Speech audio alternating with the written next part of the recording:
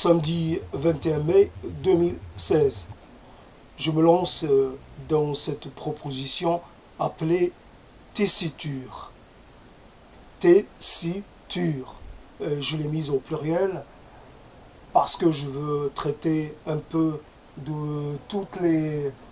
Quelque part, je fais en sorte que ce soit quelque chose qui s'exprimerait dans des registres multiples, et donc le pluriel est justifié dans ces cas-là. Et tessiture, c'est à prononcer phonétiquement, cela est assez particulier. Déjà, c'est un nom qui s'impose de par sa particularité. Il est quelque part destiné presque à un usage unique. Il est plutôt du côté du registre vocal et désigne un peu quelque part le registre de voix, ou plutôt la tonalité, ou plutôt pas le potentiel, mais plutôt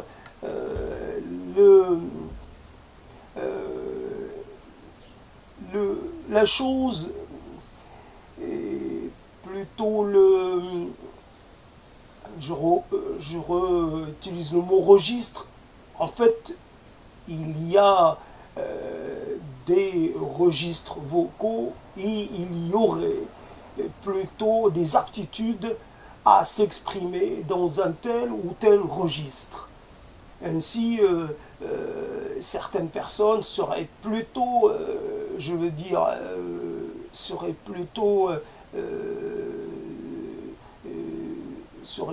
bien indiquées d'être dans leur registre plutôt que d'essayer d'être dans un autre parce que cela ne leur conviendrait pas.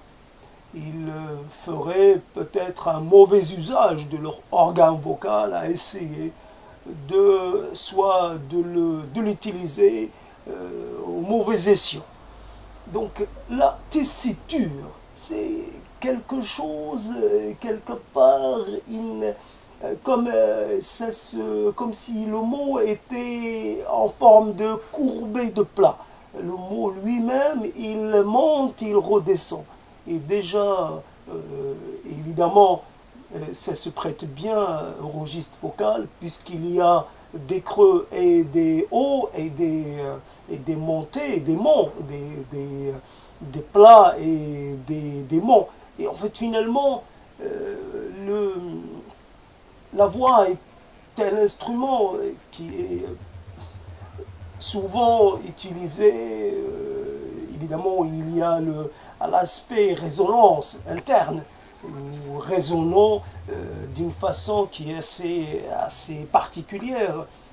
Cette résonance est présente à nos oreilles, à notre audition, et nous l'apercevons comme étant la nôtre. Souvent, on a une perception peut-être un peu faussée de la spécificité de cette résonance. Là où nous pensons que nous faisons des effets sonores ou vocaux, peut-être nos effets ne sont pas si expressifs que cela, ne sont pas si particuliers que cela. Ainsi, malgré tout, nous sommes dans des registres vocaux quelque part bien au-deçà de nos espérances, comment dire, de notre demande. Mais je m'éloigne un peu de l'intérêt que j'ai voulu éprouver pour le mot tessiture. Quelque part, s'il doit y avoir une spécificité propre à chacun, un registre propre à chacun, il y aurait comme cela aussi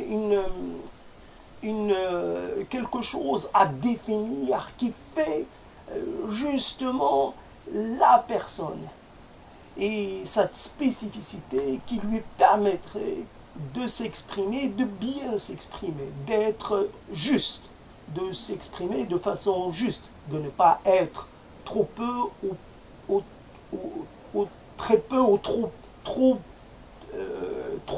ne pas être ni dans l'excès, ni dans un sens, ni dans l'autre, être dans le juste équilibre, savoir évidemment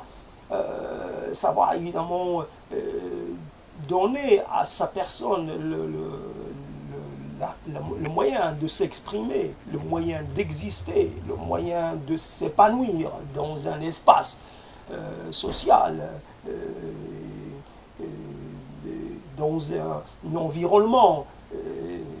Et donc, souvent, nous sommes quelque part en décalage par rapport à notre registre propre. Nous faisons trop d'effets là où il faudrait être plutôt dans la discrétion, dans la mesure. Nous sommes quelque part dans une certaine démesure, une certaine inflation et d'effets et de production, d'expression variées, trop variées quelquefois, trop dissemblables, trop désharmonieuses. Il faudrait s'attacher à l'idée d'une certaine harmonie. Malheureusement, qui parle de tessiture parle de capacité. Et quelque part, cela limite, des limitations. Nous serions limités par notre organe. Il est évident que ça fait un peu mal à notre ego, mais nous serions limités. Voilà, l'idée c'est que nous serions limités malgré, je veux dire, le fait que notre désir, lui, est illimité. On aurait tendance à vouloir posséder la totalité des choses, la totalité des objets.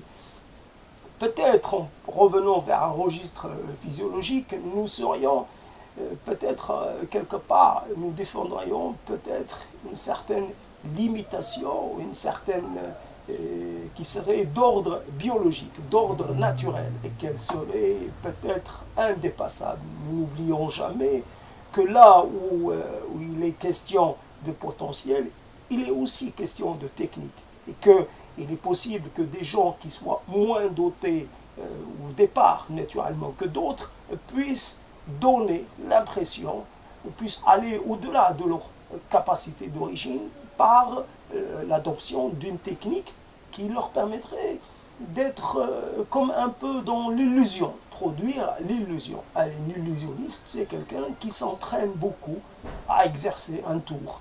Et évidemment, cela demande à ce que cela demande beaucoup d'exercices.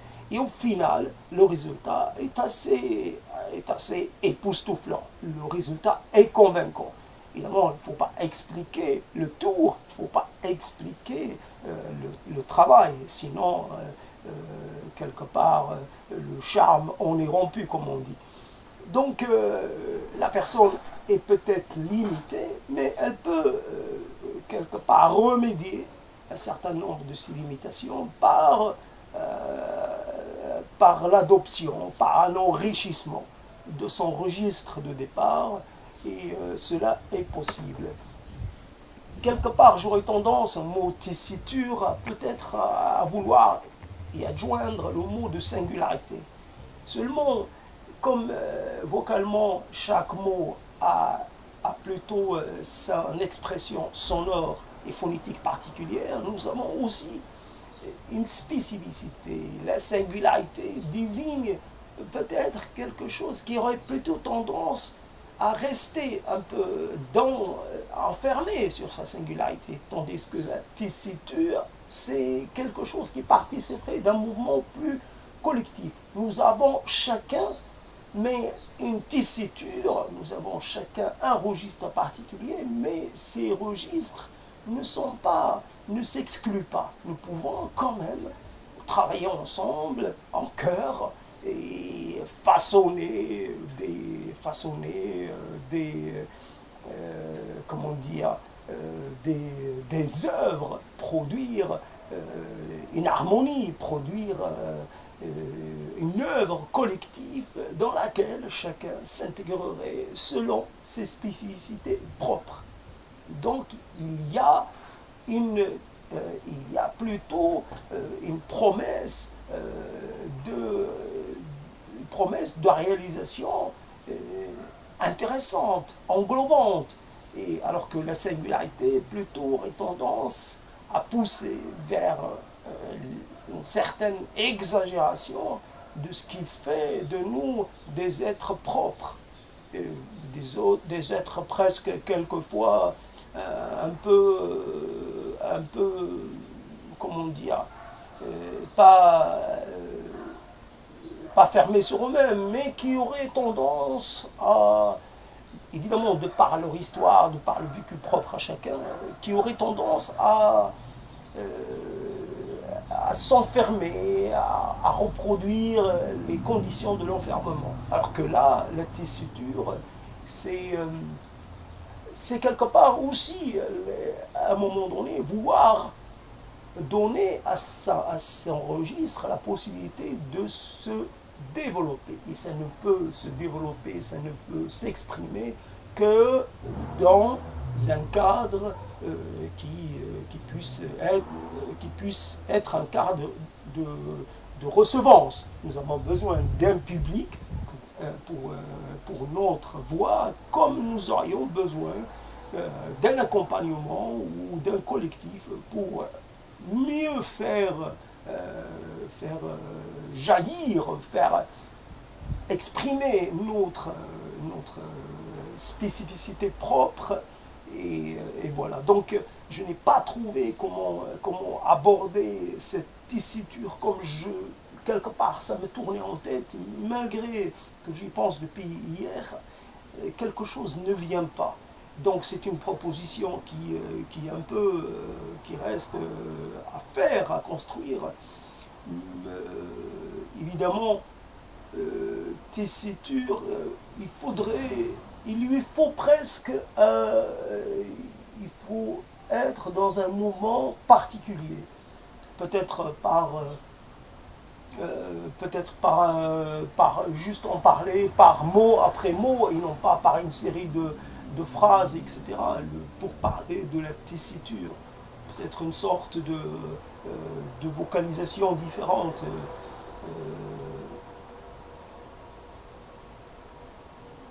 Tonalité, un coup, une onde, un fuseau, dualité, tendance. Peut-être il faudrait quelque chose qui serait dans le domaine un peu, comme on dit, poétique. Peut-être faudrait s'extraire un peu d'un développement ordinaire pour pouvoir parler de cette tessiture. C'est comme par la musique, plus par la musique des mots, mais quand c'est pas possible, presque par des vibrations,